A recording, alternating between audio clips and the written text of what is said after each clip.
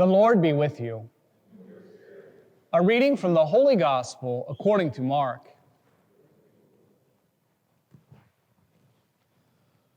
A leper came to Jesus and kneeling down, begged him and said, "If you wish, you can make me clean."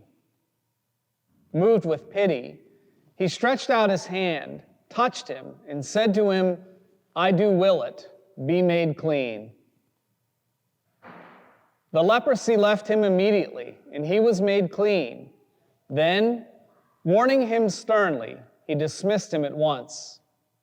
He said to him, "See that you tell no one anything, but go, show yourself to the priest and offer for your cleansing what Moses prescribed. That will be proof for them." The man went away and began to publicize the whole matter. He spread the report abroad, so that it was impossible for Jesus to enter a town openly. He remained outside in deserted places, and people kept coming to him from everywhere. The Gospel of the Lord.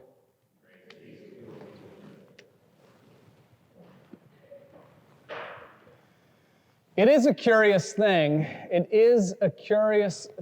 that Jesus would warn the healed leper sternly to tell no one of his healing, to be quiet about the whole affair. Strange though it may be, it is not isolated. Jesus does the same elsewhere as well. When Jesus raised the daughter of Jairus from the dead, he charged the child's parents to strictly tell no one about it. In Matthew 9, Jesus heals two blind people and tells them to say nothing about the healing to anyone. And like today's reading, those two blind men ignored the command and announced widely the news of their cure. Jesus' request that folks remain silent about their healing appears to have been often ignored. And their disregarding of his command had some effect. After the part we just heard, the Gospel of Mark tells us that the news of Jesus' healing spread, making it such that Jesus could no longer openly enter a town because of the swarming and demanding crowds, wanting healings, wanting to see healings. So Jesus had to remain for a time out in desolate places, almost hiding. And even there, people were coming to him from every quarter. There seems to be some concern on Jesus' part. There seems to be some concern on Jesus' part that people's attention could be distracted by the miracles, away from the more important point and feature of his ministry. In other words, Jesus seemed to want people to be silent about the miracles because they could be distracting. People would become less or even not interested in the salvation of their soul or anything else he has to say. They would want only their immediate needs met now, and their senses dazzled by seeing a miracle. Consider whether that sounds familiar. If the miracles became the focus, Jesus' ministry would risk the appearance of something like a carnival sideshow, and the people who came to see him would be like Herod.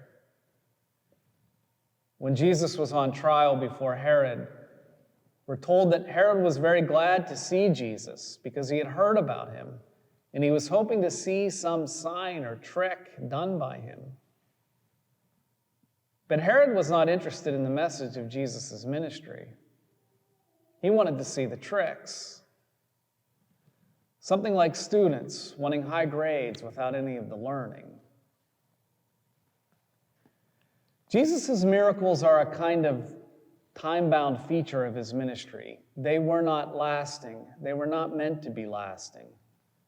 The recipients of the miracles moved on and the healings passed away. Consider, Consider the water turned to wine at Cana was consumed or thrown out. The thousands of bread and fishes too, they eventually did stop multiplying.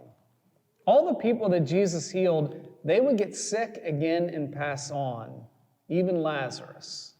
Lazarus, raised from the dead, died again. The healings were only ever temporary. They were only ever a temporary respite.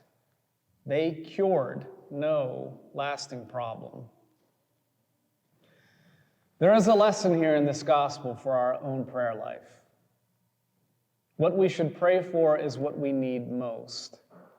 Now stop for a moment and consider, what do you think you need most? Maybe not right now, but what do you think you need most ultimately for your life?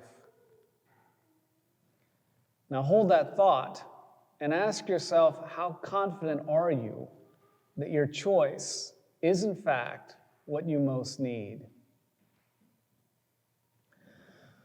Sometimes even today, Jesus may answer our request for passing things like he did with all those people who asked for a miracle.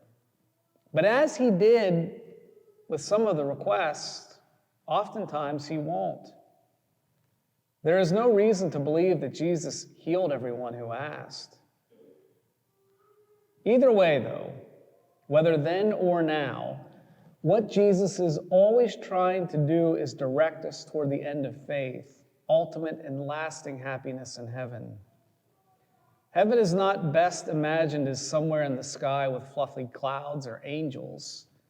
I think heaven is best described as a state of existence where we won't have anything more to ask for. I think that heaven is best described as a state of existence where we won't have anything to ask for. That is the purpose of Jesus. That is the purpose that Jesus wants us to always keep in mind. And he doesn't desire to distract us by granting us wishes that will steer us off course and tempt us to stop at a sideshow.